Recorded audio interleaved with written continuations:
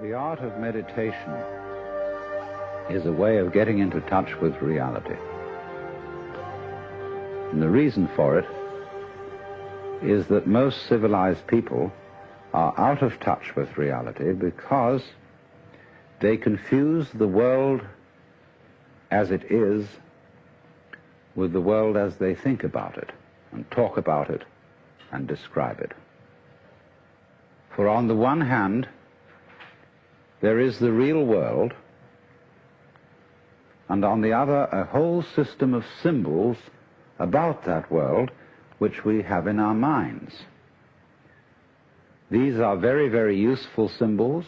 All civilization depends on them. But like all good things, they have their disadvantages, and the principal disadvantage of symbols is that we confuse them with reality, just as we confuse money with actual wealth, and our names about ourselves, our ideas of ourselves, our images of ourselves with ourselves. Now, of course, reality, from a philosopher's point of view, is a dangerous word. A philosopher will ask me, what do I mean by reality? Am I talking about the physical world of nature? Or am I talking about a spiritual world? Or what? And to that I have a very simple answer. When we talk about the material world, that is actually a philosophical concept. So in the same way, if I say that reality is spiritual, that's also a philosophical concept. And reality itself is not a concept. Reality is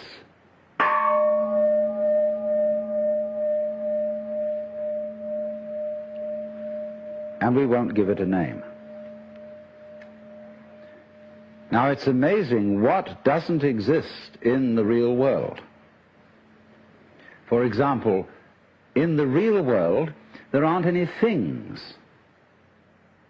nor are there any events.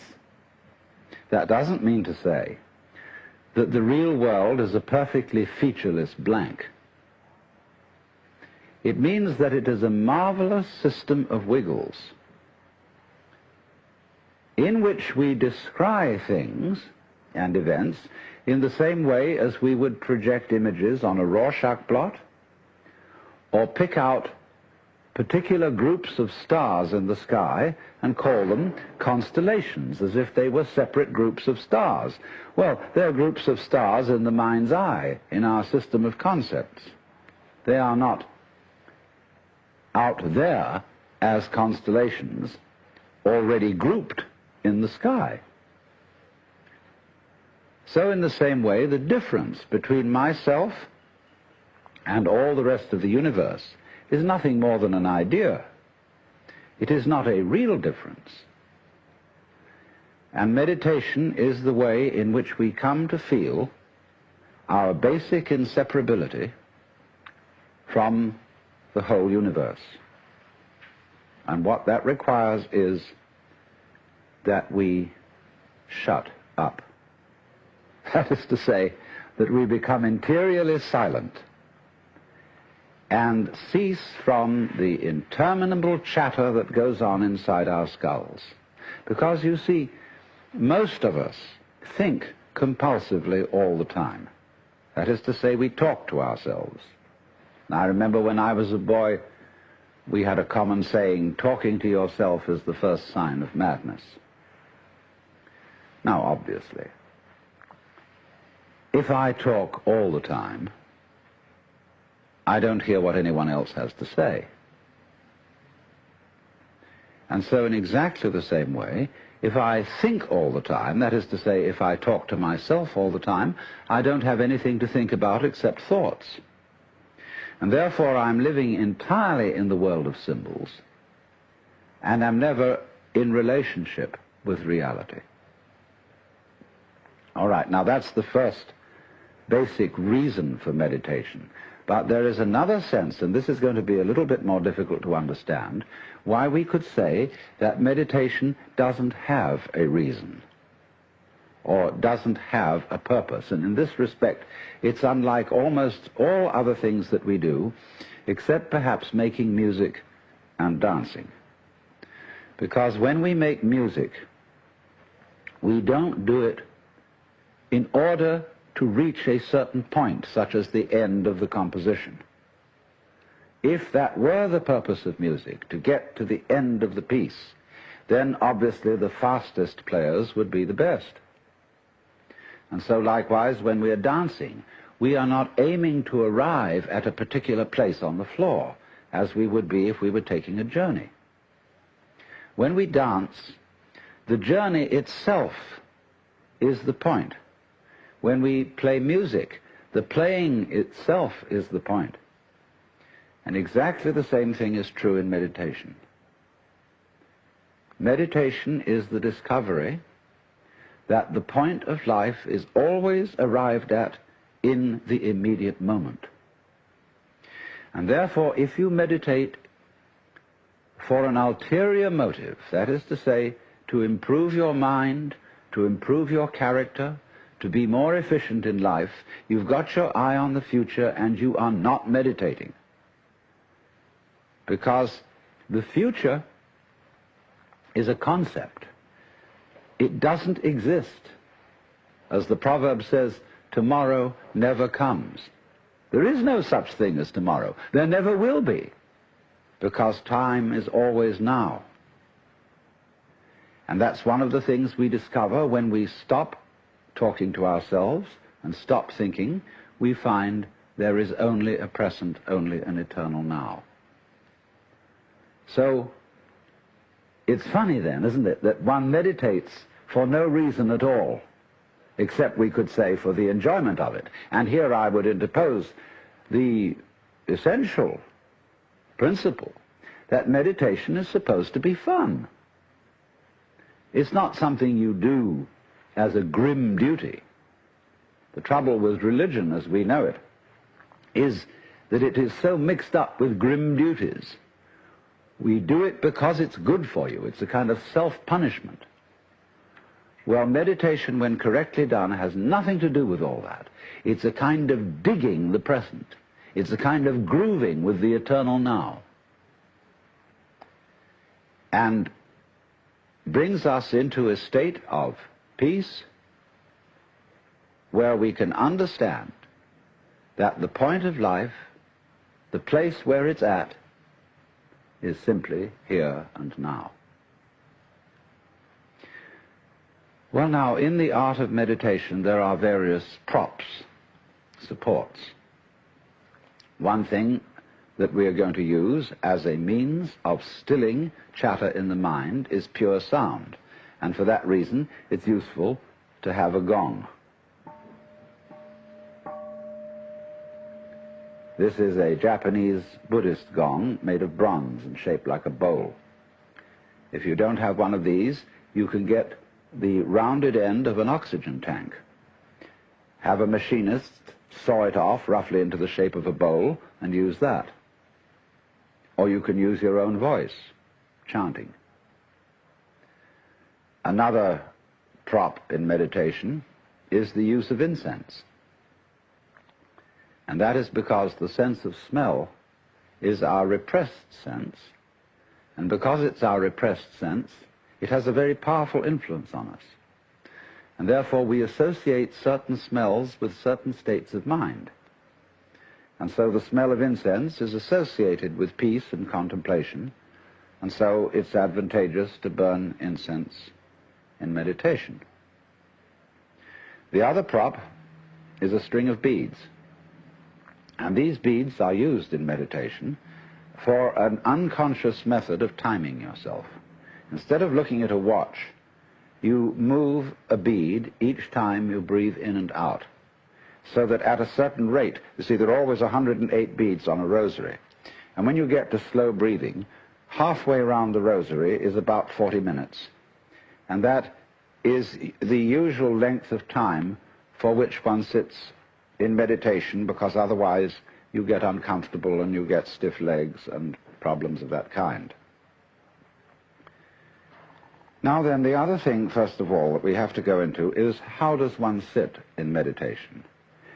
You can sit any way you want. You can sit in a chair, or you can sit like I'm sitting, which is the Japanese way of sitting, or you can sit in the lotus posture, which is more difficult, which is cross-legged, with the feet on the thighs, soles upwards.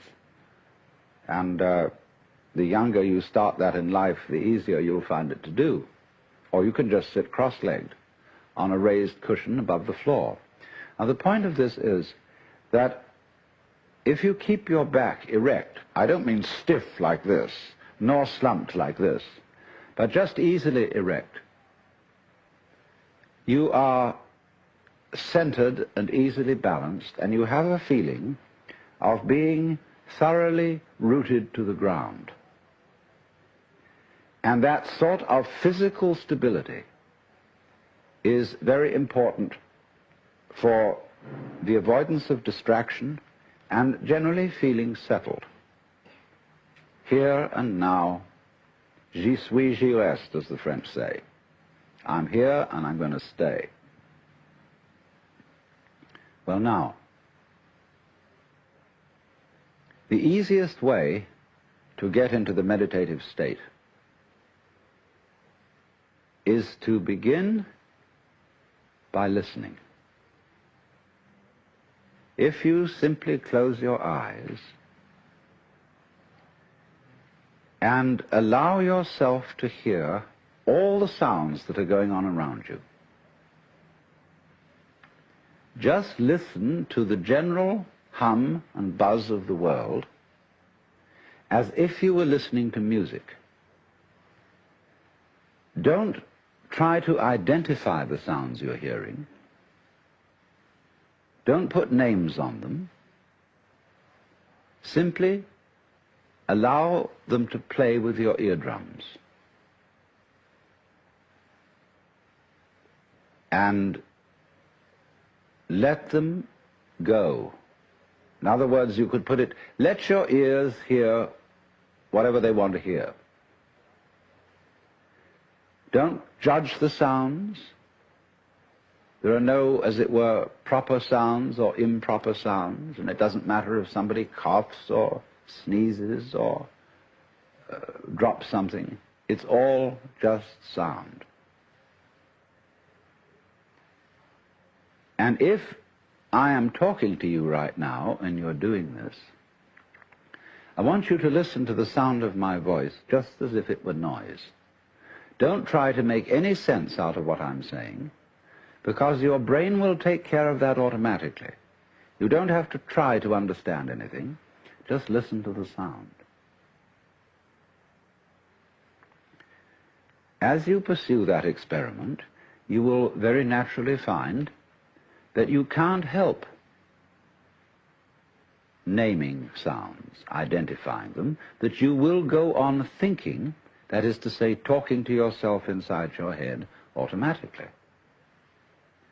But it's important that you don't try to repress those thoughts by forcing them out of your mind, because that will have precisely the same effect as if you were trying to smooth rough water with a flat iron.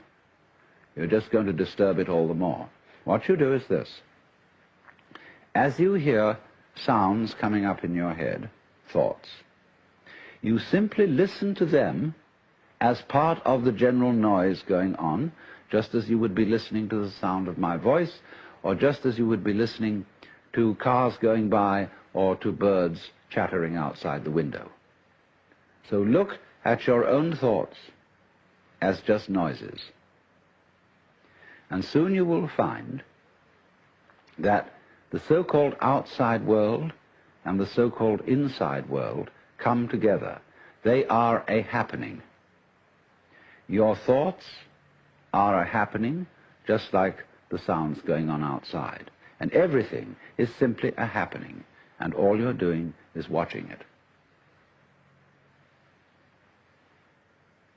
Now, in this process, another thing that is happening that is very important is that you're breathing. And as you start meditation, you allow your breath to run just as it wills. In other words, don't do at first any breathing exercise, but just watch your breath breathing the way it wants to breathe. And notice a curious thing about this.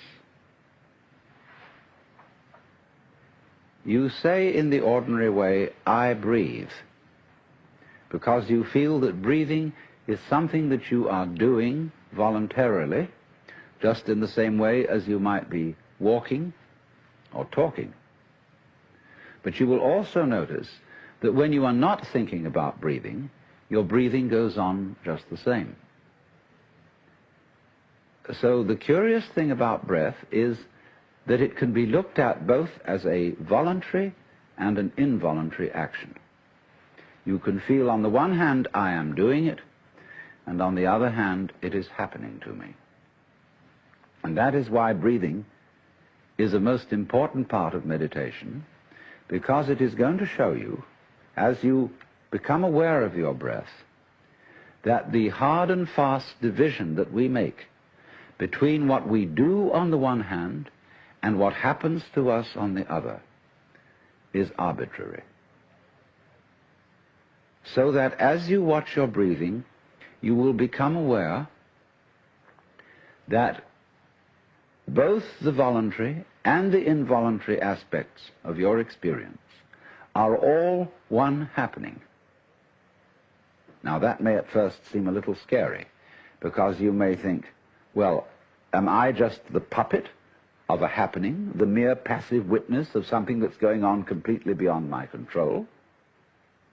Or on the other hand, am I really doing everything that's going along? Well, if I were, I should be God. And that would be very embarrassing, because I would be in charge of everything. That would be a terribly responsible position. The truth of the matter, as you will see it, is that both things are true. You can see it that everything is happening to you, and on the other hand, you're doing everything. For example, it's your eyes that are turning the sun into light. It's the nerve ends in your skin that are turning electric vibrations in the air into heat and temperature. It's your eardrums that are turning vibrations in the air into sound, and in that way you are creating the world. But when we're not talking about it, when we're not philosophizing about it, then there is just this happening, this, and we won't give it a name. Now then, when you breathe for a while, just letting it happen, and not forcing it in any way, you will discover a curious thing, that without making any effort, you can breathe more and more deeply. In other words, supposing you simply are breathing out, and breathing out is important because it's the breath of relaxation, as when we say, whew, and heave a sigh of relief. So when you are breathing out, you get the sensation that your breath is falling out. Dropping, dropping, dropping out, with the same sort of feeling you have as if you were settling down into an extremely comfortable bed. And you just get as heavy as possible and let yourself go. And you let your breath go out in just that way. And when it's thoroughly, comfortably out and it feels like coming back again, you don't pull it back in, you let it fall back in, letting your lungs expand, expand, expand, until they feel very comfortably full, and you wait a moment and let it stay there, and then, once again, you let it fall out. And so, in this way, you will discover that your breath gets quite naturally easier and easier, and slower, and more powerful. So that with these various aids, listening to sound, listening to your own interior feelings and thoughts, just as if they were something going on, not something you're doing, but just happenings, and watching your breath as a happening that is neither voluntary nor involuntary. You are simply aware of these basic sensations. Then you begin to be in the state of meditation. But don't hurry anything. Don't worry about the future.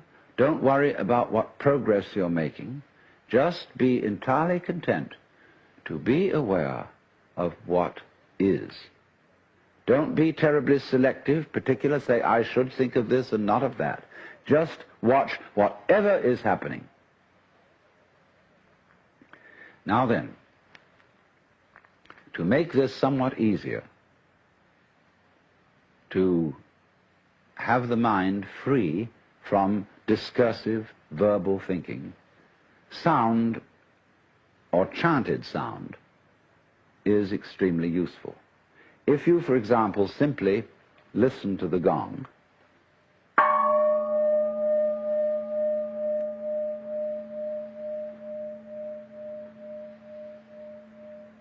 and let that sound be the whole of your experience. It's quite simple. It requires no effort.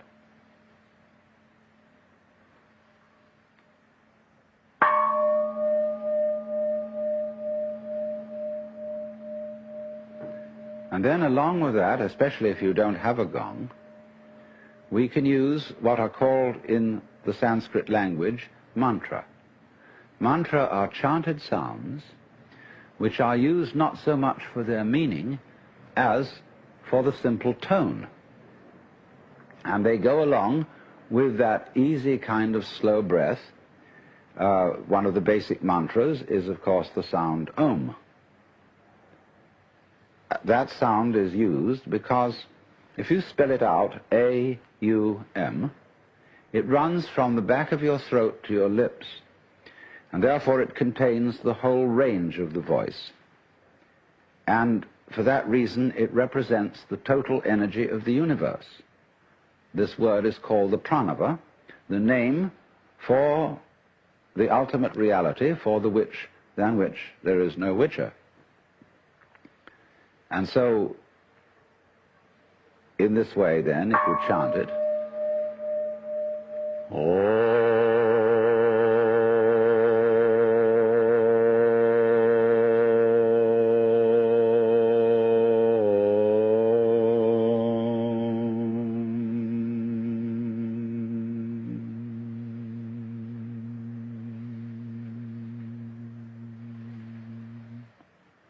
and it's varied like this.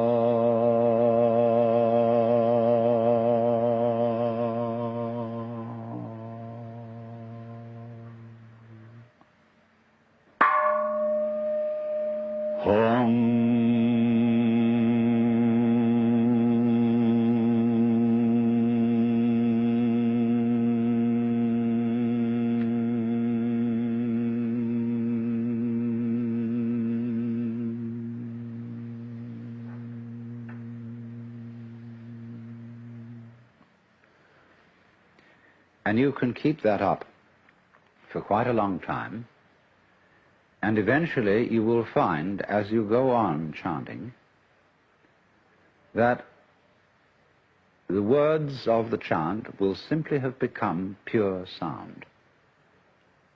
And you won't be thinking about it.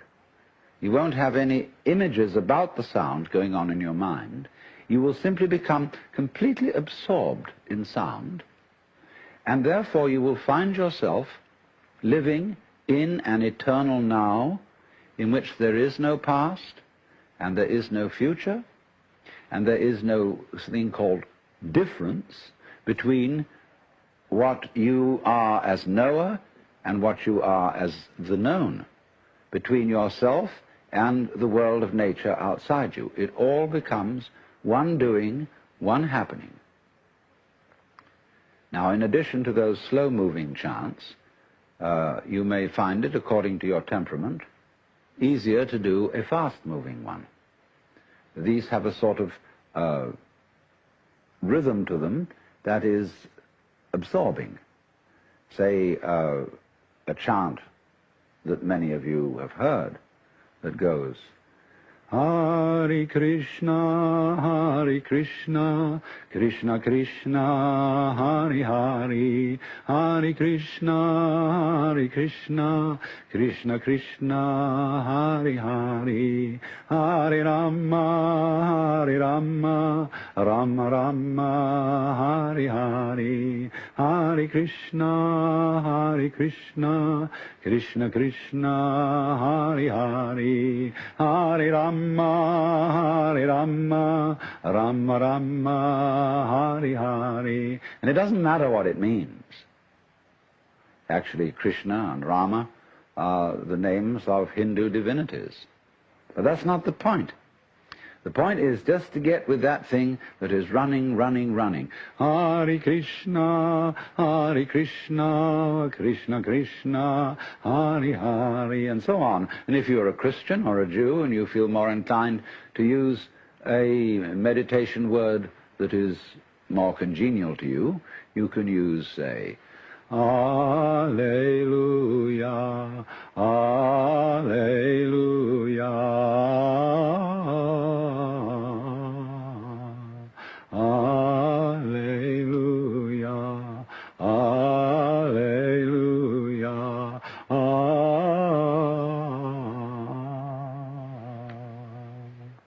Or if you're a Mohammedan, you can use the Allah, the name of God. They have a way of doing it, you know, which gets very exciting.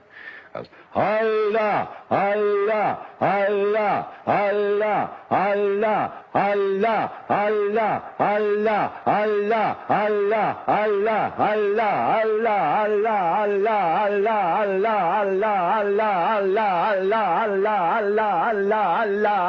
Allah, Allah, and it gets faster and faster. You can keep that up for 40 minutes. And you'll be out of your mind. But you see, to go out of your mind at least once a day is tremendously important, because by going out of your mind you come to your senses. And if you stay in your mind all the time, you are over-rational. In other words, you're like a very rigid bridge, which, because it has got no give, no craziness in it, is going to be blown down in the first hurricane.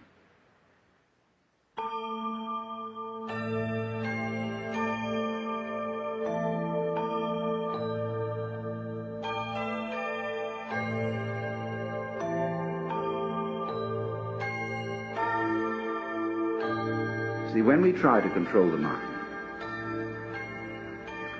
a lot of yoga teachers try to get you to control your own mind, mainly to prove to you that you can't do it.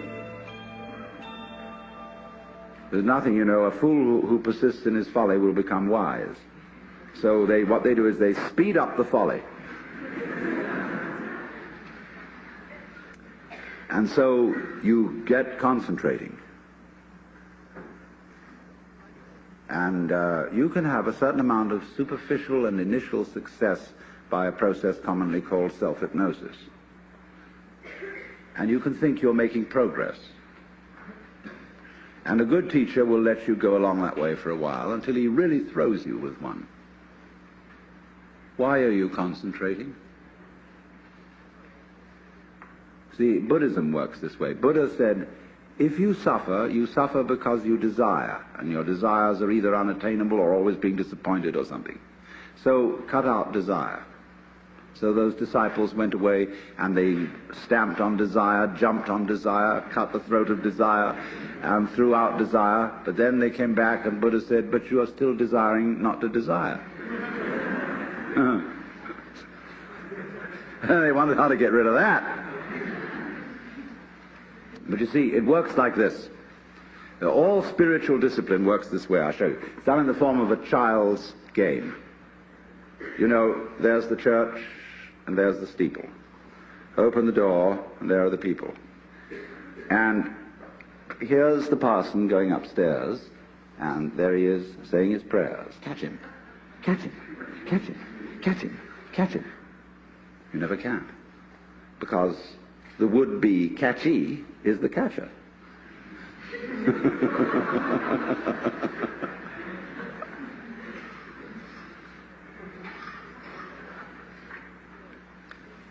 So then, that's like desiring not to desire. Or loving out of a sense of duty. Trying to be spontaneous because you ought to be. See? All that is nonsense. Lifting yourself up by your own bootstraps. So when you see that that's nonsense, there naturally comes over you a quietness. In seeing that you cannot control your mind, you realize there is no controller. What you took to be the thinker of thoughts is just one of the thoughts. What you took to be the feeler of the feelings, which was that chronic muscular strain, is just one of the feelings. What you took to be the experiencer of experience is just part of the experience. So there isn't any thinker of thoughts, feeler of feelings. We get into that bind because we have a grammatical rule that verbs have to have subjects. And the funny thing about that is that verbs are processes and subjects are nouns, which are supposed to be things. How does a noun start a verb? How does a thing put a process into action? Obviously it can't. But we always insist that there is this subject called the knower. And without a knower there can't be knowing. Well, that's just a grammatical rule. It isn't a rule of nature. In nature there's just knowing, like you're feeling it. And I have to say you are feeling it, as if you were somehow different from the feeling. When I say I am feeling, what I mean is there is feeling here. When I say you are feeling, I mean there is feeling there. I have to say even there is feeling. What a cumbersome language we have. Chinese is easier. You don't have to put all that in. You can say things twice as fast in Chinese as you can in any other language. Well, anyway, when you come to see that you can do nothing, that the play of thought, of feeling, etc., just goes on by itself as a happening, then you are in a state which we will call meditation. And slowly, without being pushed, your thoughts will come to silence. That is to say, all the verbal, symbolic chatter going on in the skull. Don't try and get rid of it, because that will again produce the illusion that there's a controller. Just, it goes on, it goes on, it goes on, and finally it gets tired of itself and bored and stops. And so then there's a silence. And this is a deeper level of meditation. And in that silence, you suddenly begin to see the world as it is. And you don't see any past, and you don't see any future. You don't see any difference between yourself and the rest of it. That's just an idea. You can't put your hand on the difference between myself and you. You know, you can't blow it, you can't bounce it, you can't pull it. It's just an idea. You can't find any material body, because material body is an idea. So is spiritual body. This is somebody's philosophical notions. See, reality isn't material. That's an idea. Reality isn't spiritual. That's an idea. Reality is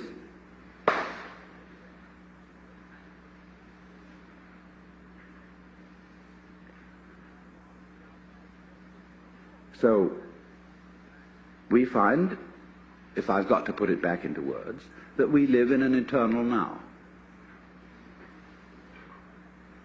You've got all the time in the world, because you've got all the time there is, which is now.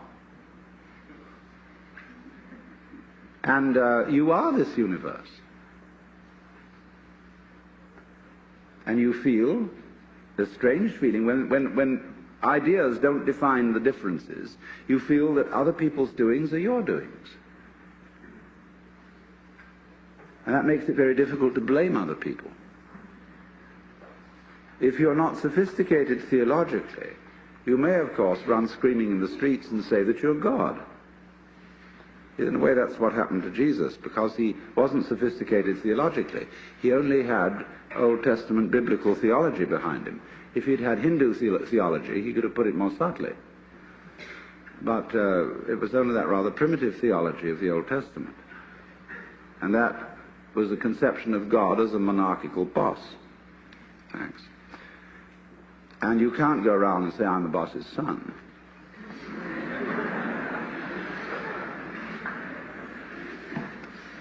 If you're going to say, I'm God, you must allow it for everyone else too. But this was a heretical idea from the point of view of Hebrew theology. And so what they did with Jesus was they pedestalized him. That means kicked him upstairs so that he wouldn't be able to influence anyone else. And only you may be God. And that stopped the gospel cold right at the beginning. It couldn't spread. Well, anyway, this is therefore to say that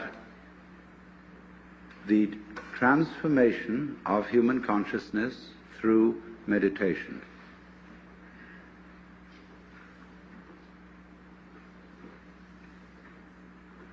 is frustrated so long as we think of it in terms of something that I myself can bring about by some kind of wangle, by some sort of gimmick. Because, you see, that leads to endless games of spiritual one-upmanship and of guru competitions, of my guru is more effective than your guru, my yoga's faster than your yoga, I'm more aware of myself than you are, I'm humbler than you are, I'm sorrier for my sins than you are, I love you more than you love me. This interminable goings-on about which people fight and wonder whether they're a little bit more evolved than somebody else and so on. All that can just fall away. And then we get this strange feeling that we have never had, you see, in our lives, except occasionally by accident. Some people get a glimpse that we are no longer this poor little stranger and afraid in a world it never made, but that you are this universe, and you are creating it at every moment, because you see it starts now. It didn't begin in the past. There was no past. See, if the universe began in the past, when that happened it was now. See? Well, it's still now. And the universe is still beginning now, and it's trailing off like the wake of a ship from now. In the wake of the ship fades out, so does the past. You can look back there to explain things, but the explanation disappears. You'll never find it there. Things are not explained by the past. They're explained by what happens now. That creates the past. And it begins here. That's the birth of responsibility. Because otherwise, you can always look over your shoulder and say, well, I'm the way I am because my mother dropped me. And she dropped me because she was neurotic because her mother dropped her.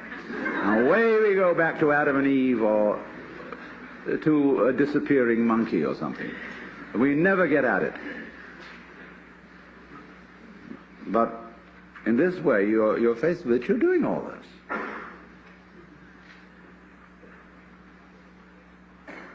And that's an extraordinary shock.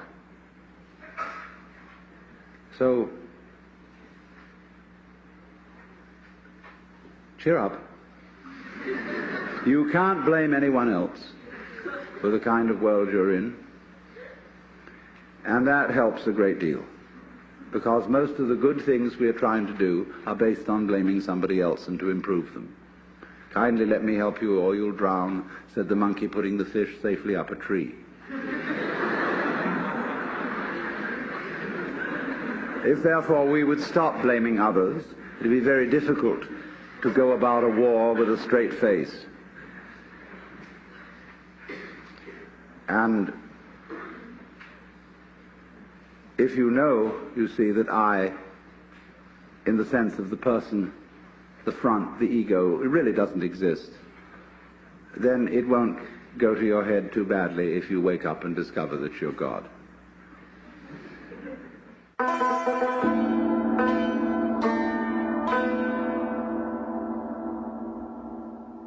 I'm not really a musician, but it just so happens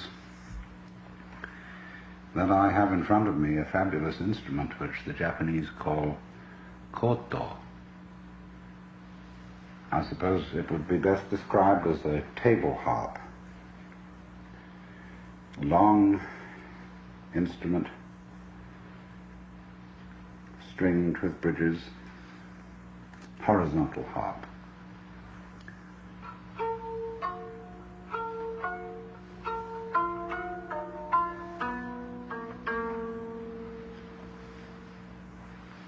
It was customary among Chinese poets in the old days to read poetry and strum on the lute or table harp at the same time. And I've got here a curious old text called Saikontan, which means the vegetable root discourses, written by Kojisei somewhere around 1624.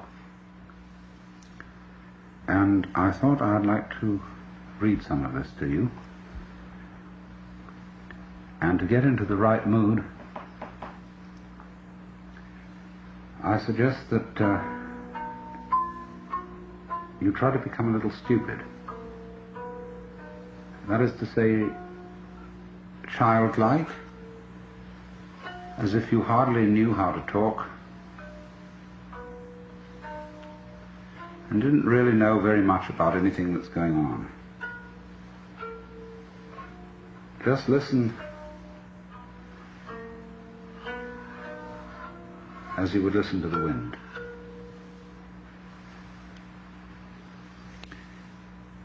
If the mind is clear, a dark room has its blue sky. If the mind is somber, broad daylight gives birth to demons and evil spirits.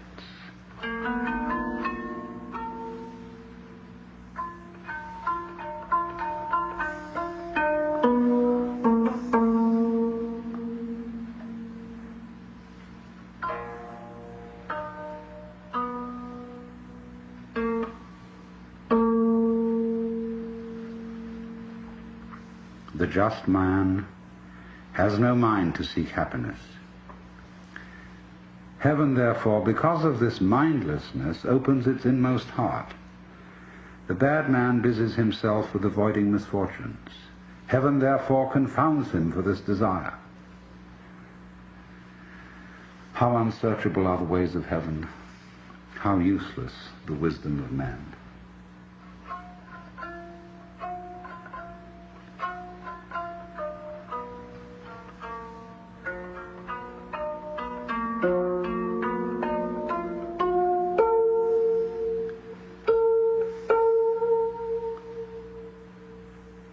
The Tao is common property. It should be pointed out to all we meet. Learning is as ordinary as eating rice at home. According to the circumstances, it should be applied circumspectly.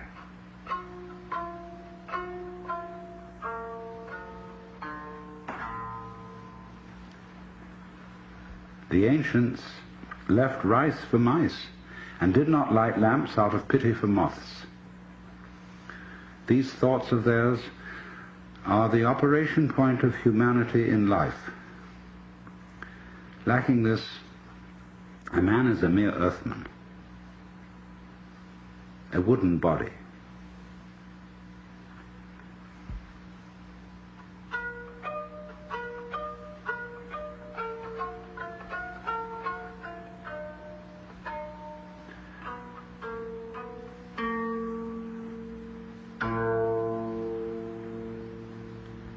the Zen sect says, when you are hungry, eat.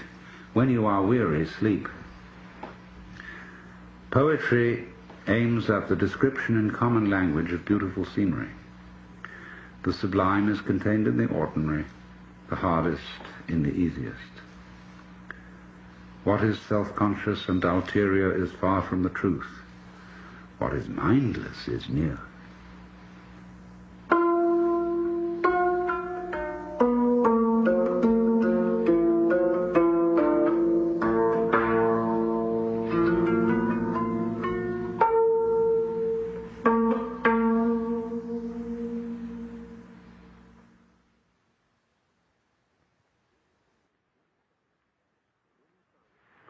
Will you try an experiment with me? Simply close your eyes and allow your ears to hear all sounds around you. Don't try to name or identify these sounds.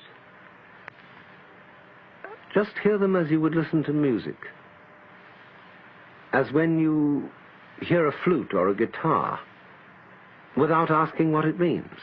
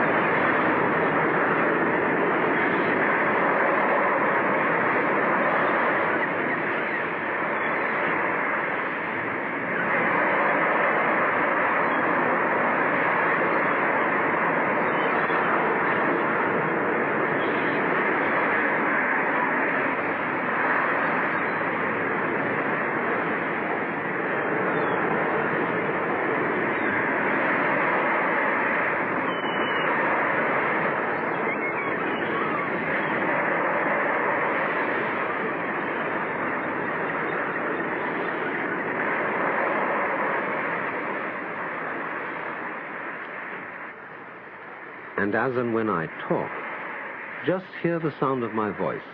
Don't bother about what it means. Your brain will take care of that by itself. Just let your eardrums respond as they will to all vibrations now in the air. Don't let yourself or your ears be offended by improper or unscheduled sounds. If, for example, the record is scratchy, okay. You wouldn't object if you were listening to it sitting by a fire of crackling logs.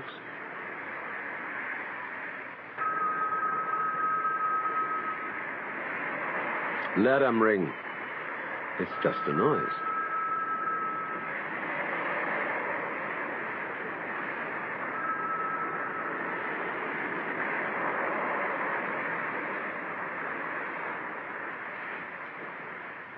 And keep your tongue relaxed, floating easily in the lower jaw. Also stop frowning.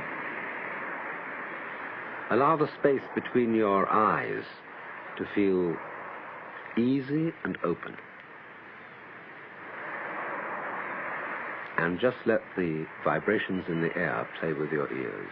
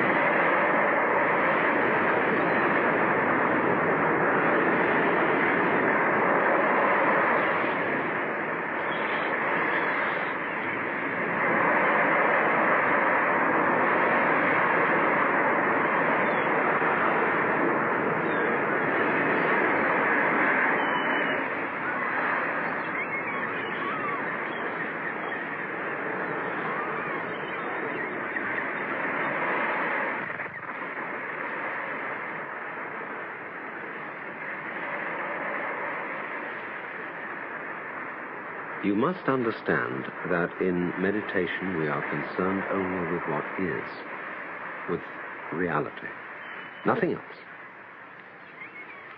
The past is a memory, the future an expectation. Neither past nor future actually exist. There is simply eternal now.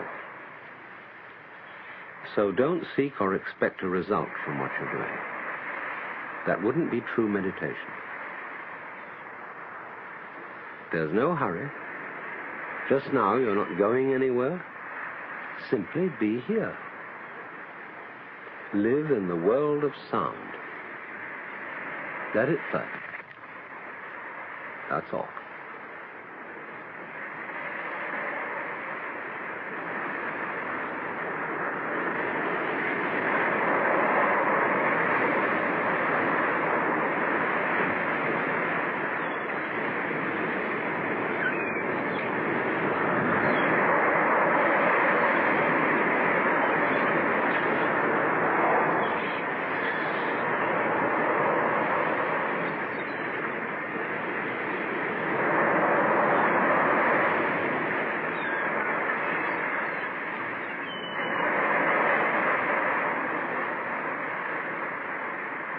In the world of pure sound, can you actually hear anyone who is listening?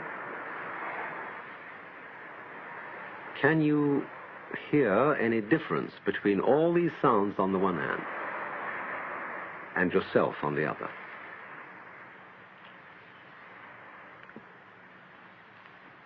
Naturally, we use techniques and gimmicks to help the thinking mind to become silent, and one of them is the gong. It is a sound at once pleasing and compelling. It absorbs attention. But watch what happens when it fades out.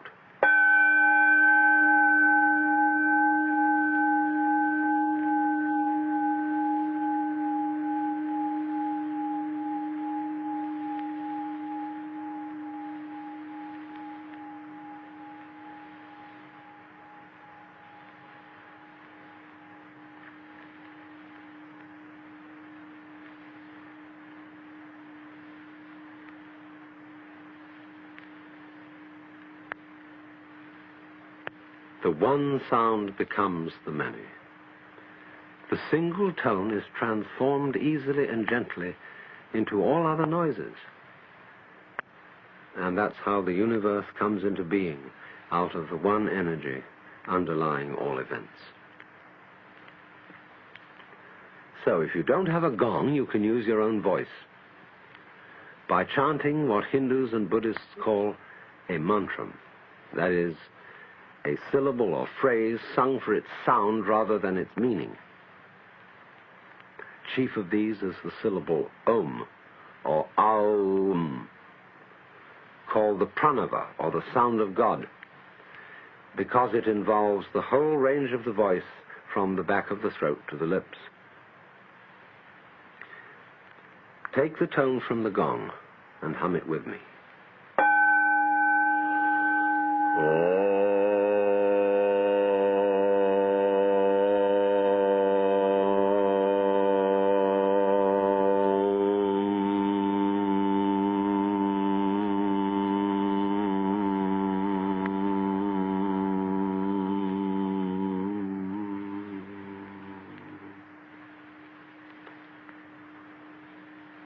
Now you can hear all sounds as Om. They're all at some point in the total range of sound, from the back of the throat to the lips, making a spectrum of sound as all colors are originally one white light. But don't ask what the sound is, or what it means. Just hear it and dig it. Hum with me again.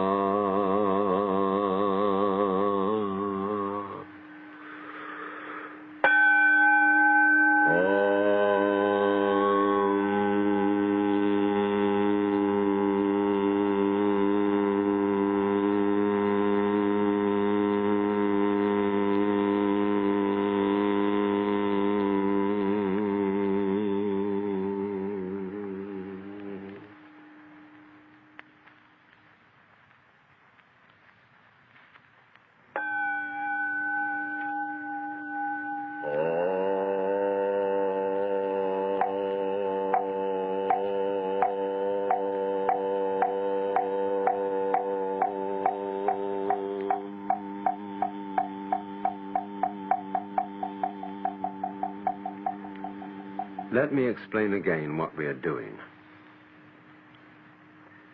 We are going behind words, names, numbers, beliefs, and ideas to get back to the naked experience of reality itself.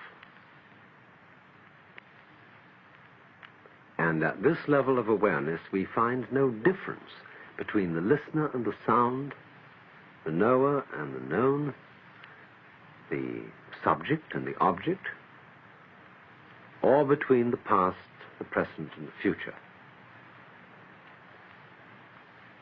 All that's just talk. What is really happening is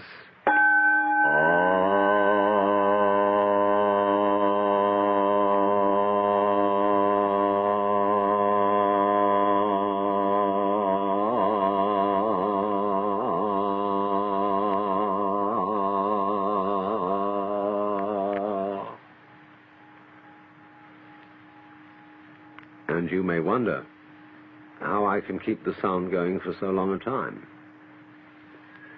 It depends on regulation of the breath, which is basic to the art of meditation, and I'm going to show you how to do this and why.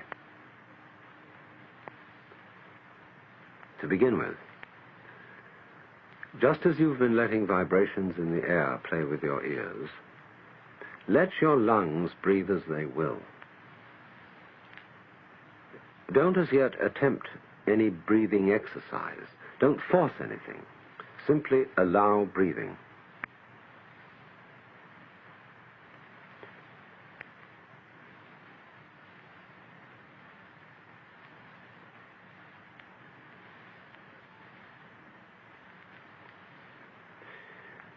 Now, is this breathing a voluntary or involuntary action? Or both? Or neither? Just feel it without taking sides, without words. And again, hear my voice as if it were wind in the trees or the sound of waves.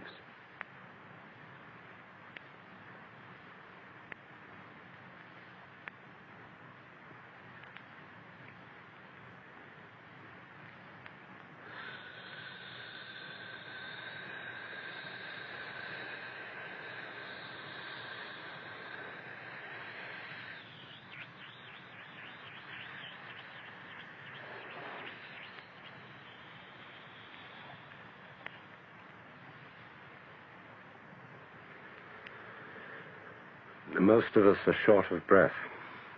We never really empty our lungs.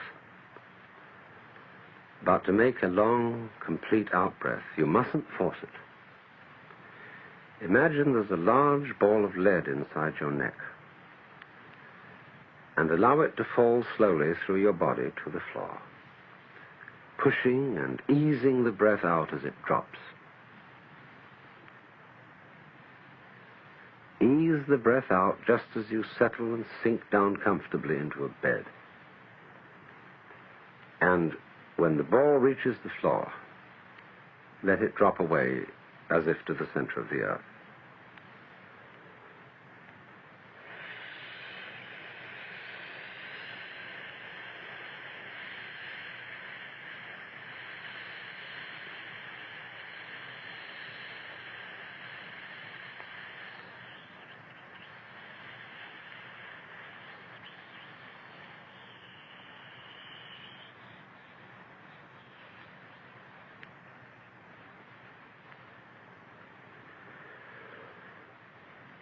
Then let the breath come back in as a reflex without pulling it.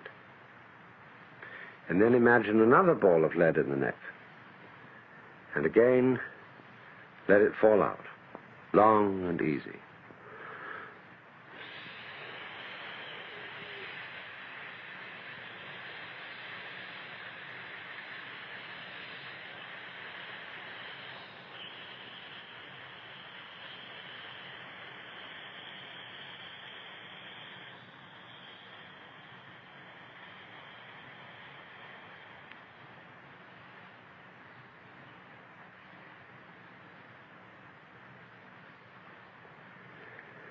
And once again.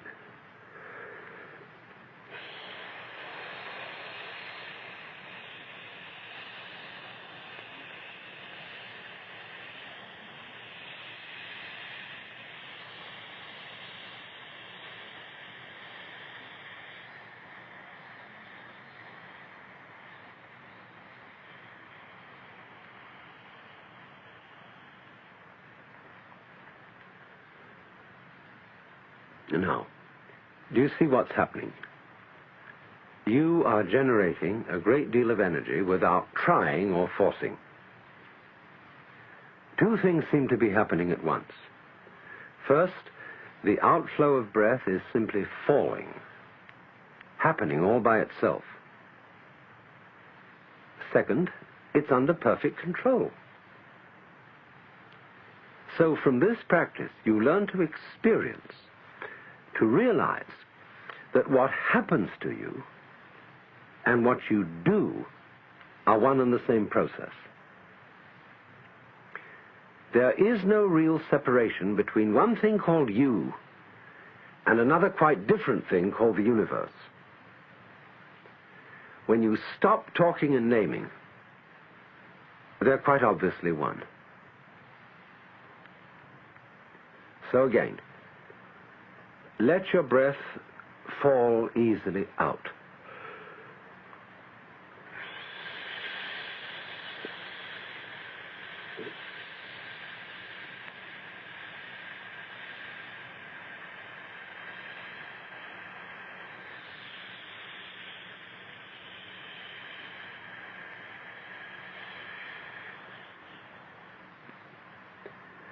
All the way.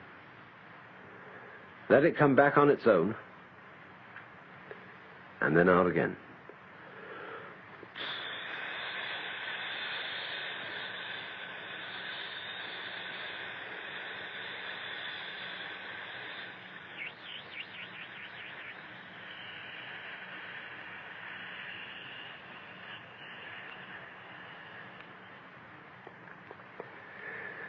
And now let's put the sound ah on the next outflow.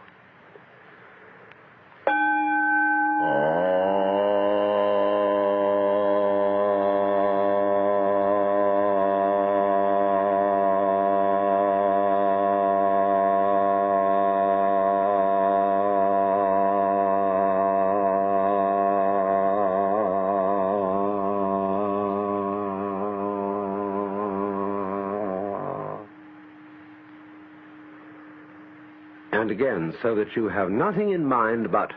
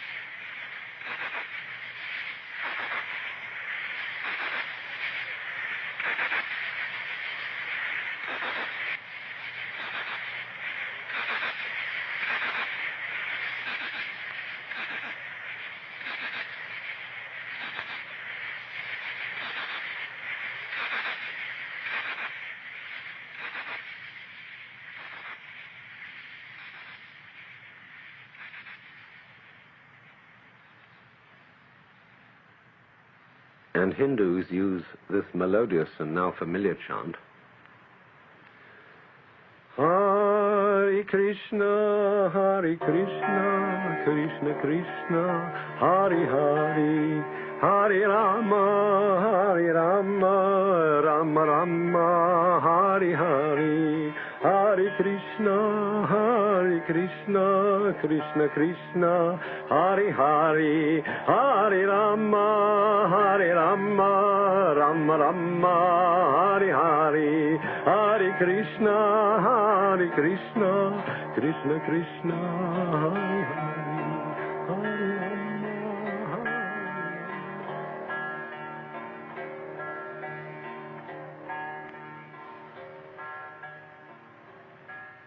The point is not what it means, but how it feels. What happens to you when there is complete absorption in the chant? A thought, an idea called your ego simply disappeared, didn't it?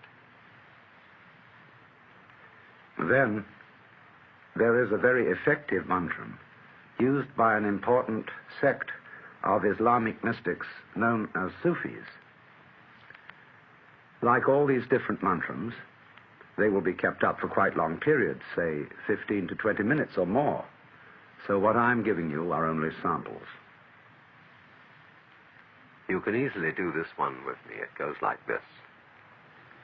Allah, Allah, Allah, Allah, Allah, Allah, Allah, Allah, Allah, Allah, Allah, Allah, Allah,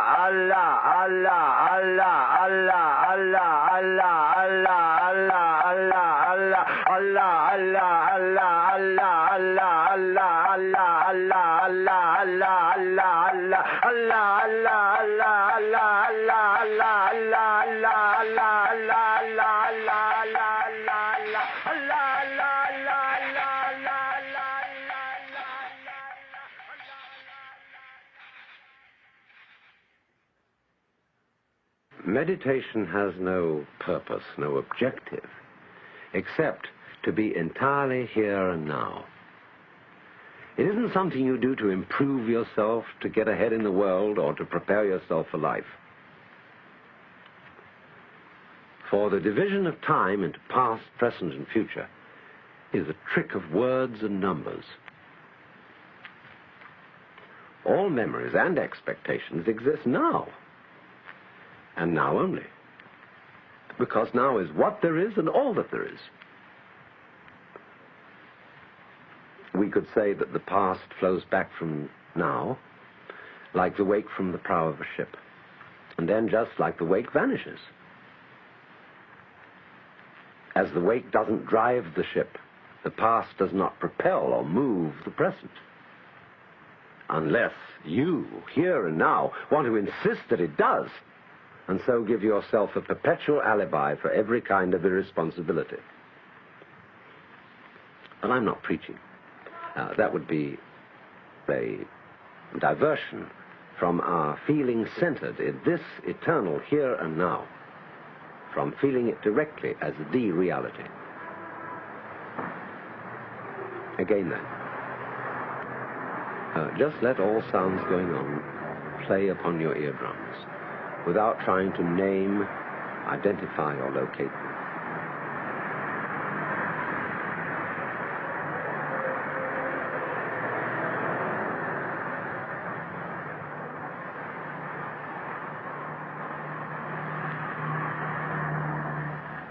Relax your tongue.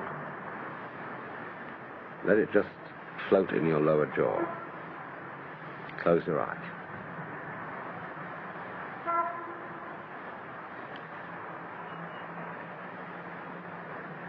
If you're still thinking in words or calculating about this, that, and the other, which you're supposed to be doing, don't try to stop it.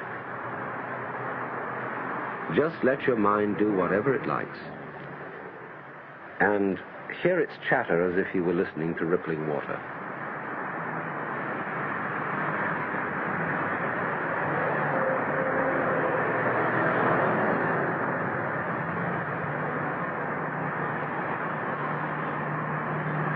So then, we're going to try and find out and feel what we mean by the word now.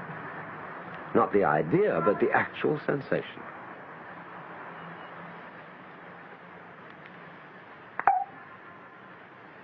Get it? Like that? Or this?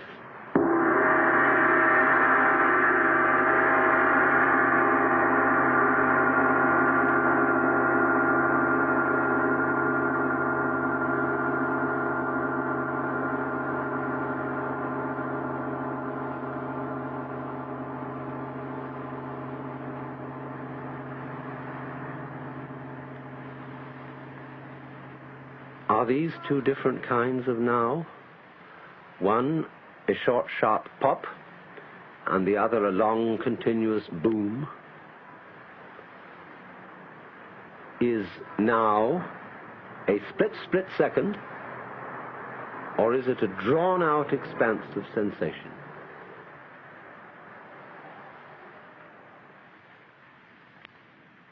Try this. Just stand up for a moment and take 3 steps forward. 1, 2, 3, and stop. Where at this moment is the first step you took?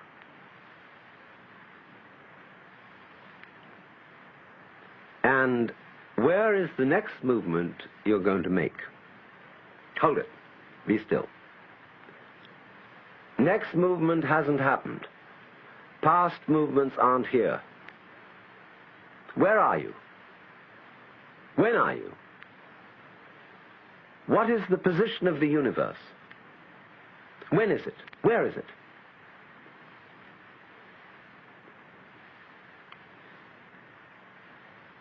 Take another step. Is this a new now, or the same old now where you always were?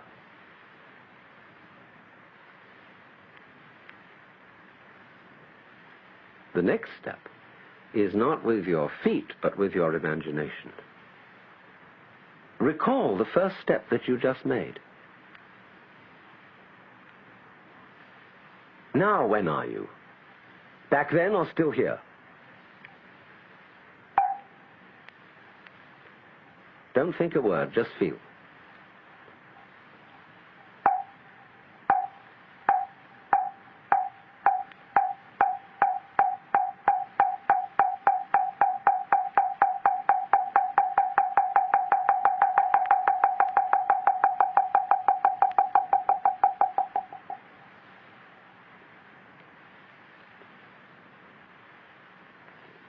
So, please sit down again and relax.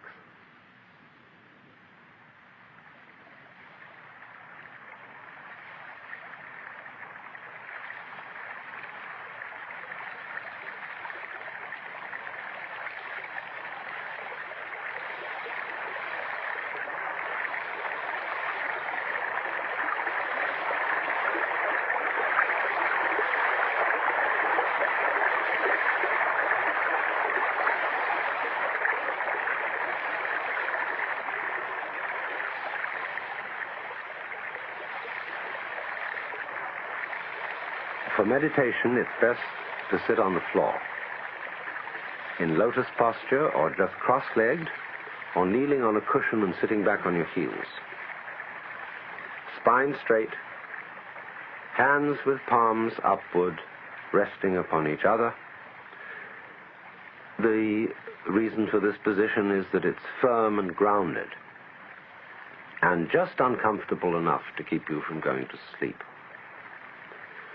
But don't fight the discomfort.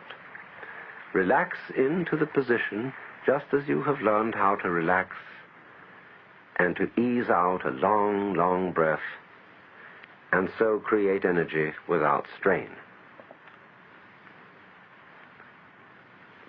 In the same way, if you have understood that there is no time but now, you will be able, without the least difficulty, to sit in this way for a long time, as measured by the clock. Once again, the essence of the whole art is to feel, to experience, to sense what is, what happens, without defining it, without saying anything to yourself about it. So let your breath flow easily, heavily, down and out again. No strain.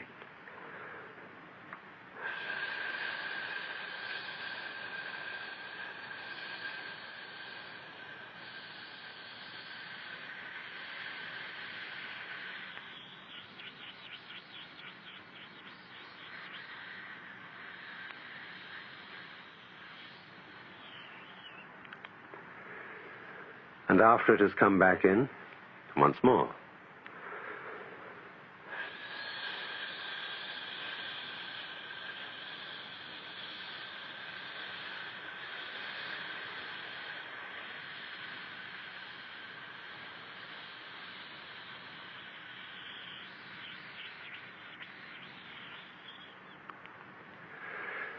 Keep it up. We are going to play it along with the sound mu, a Chinese-Japanese word which means that which isn't a thing, a think, a thought, an idea, but reality itself. The very sound.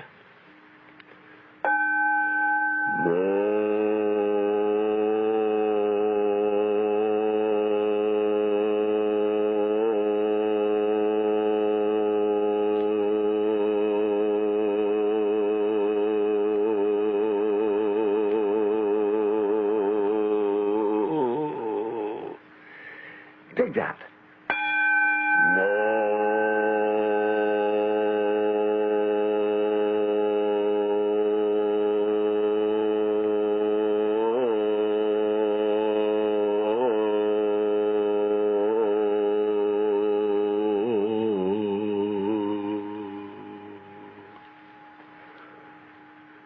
What is moo?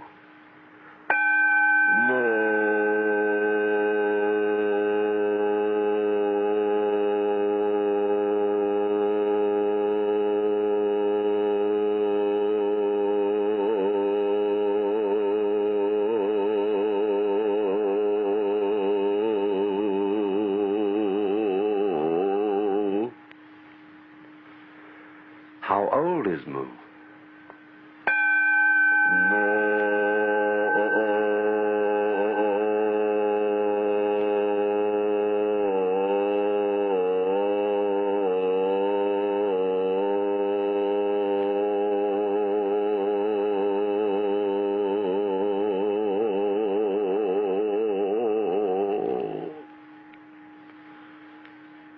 What do you mean by moo?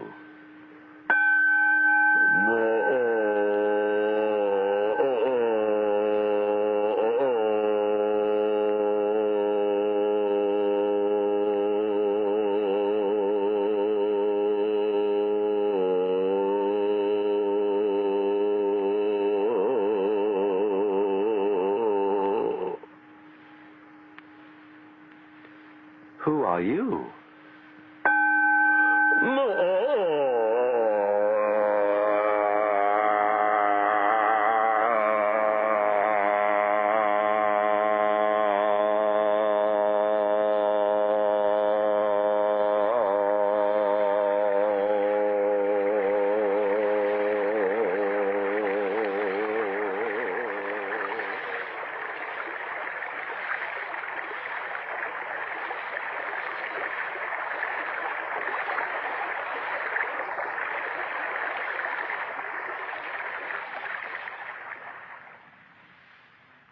Well then, who are you?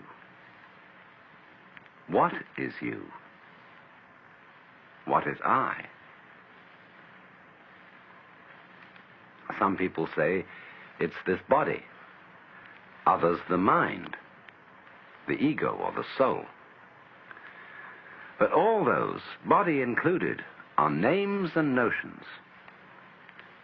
Can we experience the self directly, like a sound, a flame, or any other object?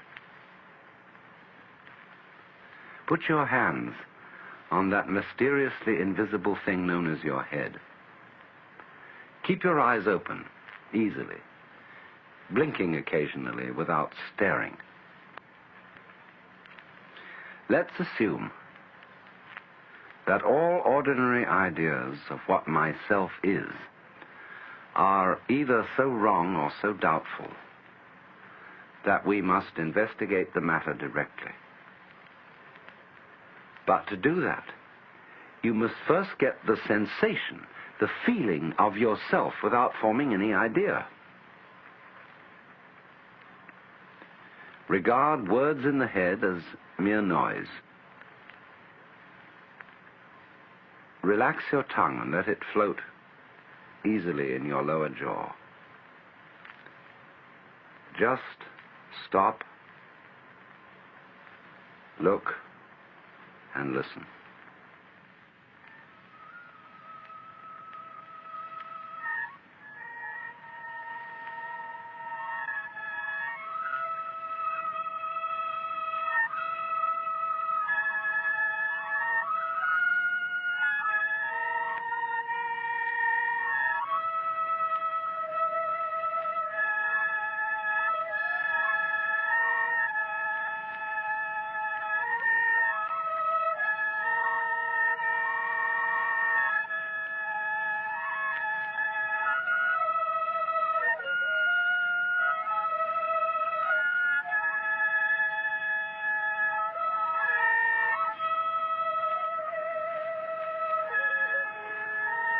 Now, let the various colors and shapes before you play with your eyes, just as you have been letting sounds play with your ears.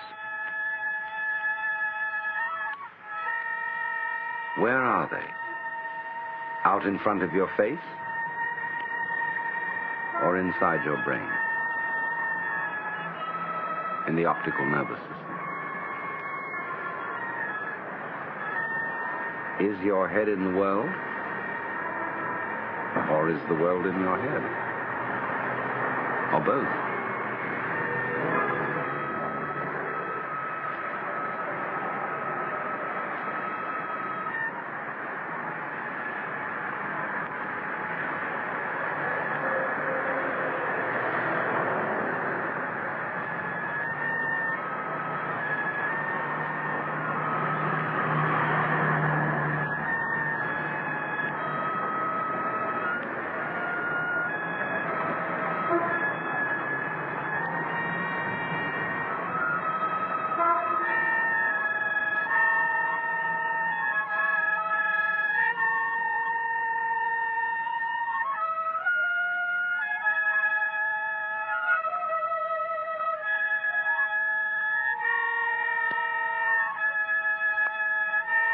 Odd, isn't it? Either you were everything you felt, or you just didn't feel yourself the feeler at all, just as you didn't see your eyes. All or nothing. As is said in an ancient Chinese text called The Secret of the Golden Flower, between the all and the void is only a difference of name. Will you please stand up and put your hands on your hips with wrists upwards? Now, let's all just laugh.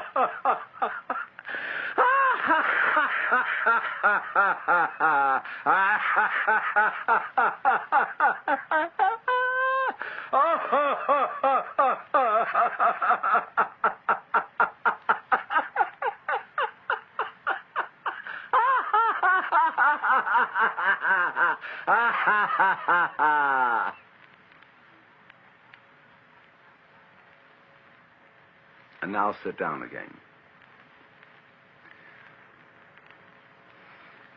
This Zen master told me that you should do that first thing in the morning when you get up. And it's even better than sitting for a long time and getting your legs stiff. Now, how do you feel?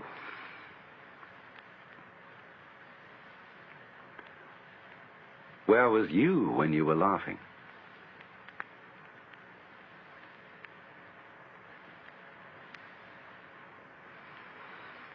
What is you now? Listen.